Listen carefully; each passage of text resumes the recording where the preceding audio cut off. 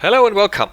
My name is Frank Fischer, and in this video I want to show you how you can use our demo repos to see how DeepCode is working, what kind of suggestions you get, and how the dashboard looks like.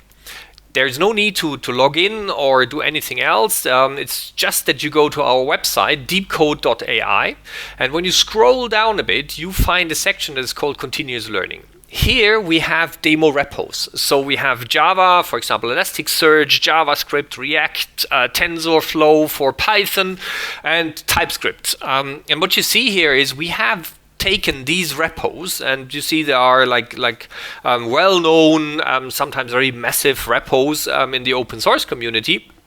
And we ran them through our tool. Obviously, the repos will change. We will use different projects depending on when you're looking at it. And also the numbers will change because what we do is we report these issues back to the open source community.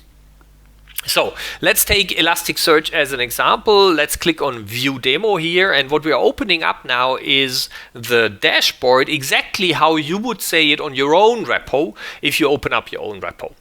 So here we have some statistics on the left side. So Elasticsearch, we have 174 suggestions, 17,000 and something files in total, and 12,000 were analyzed. And the difference between total and analyzed you can find a bit down here because we analyzed 12,000 Java files for Python, for HTML, and obviously we didn't analyze things like ASCII doc and text and stuff like that. In this section here, you find the suggestions by category, so 82 APIs, 66 in tests, and stuff like this.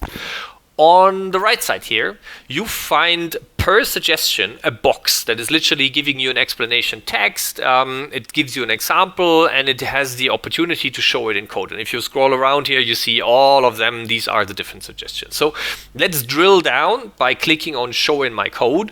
And what you see now on the left side is this is the code of the Elasticsearch project. And on the right side, you see a summary of what we found. So this issue was fixed by 20 projects. So 20 projects in our open source code base had this issue and fixed this issue. And what it is, it's a hard-coded value. And if you hover over it, a hard-coded value array, so here you can see the hard-coded value, is used as a cipher salt.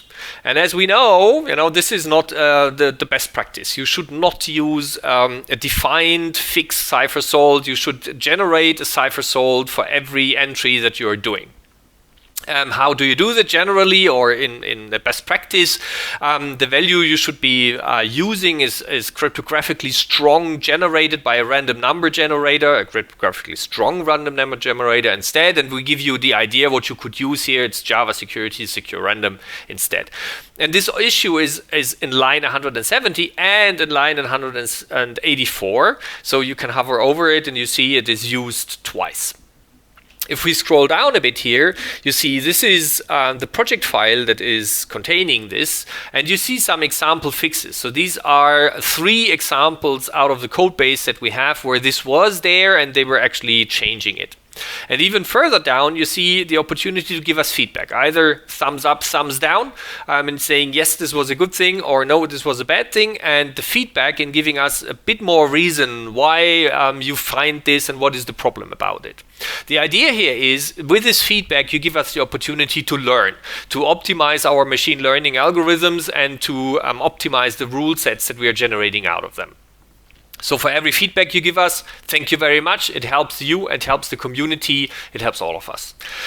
What I wanted to show you with this was how you can use the demo repos that we have, where we use DeepCode and analyze DeepCode on open source projects to see how DeepCode is working, see how the dashboard looks like, and see what DeepCode suggestions would look like on your own repo. Thanks for watching, but now it's your turn.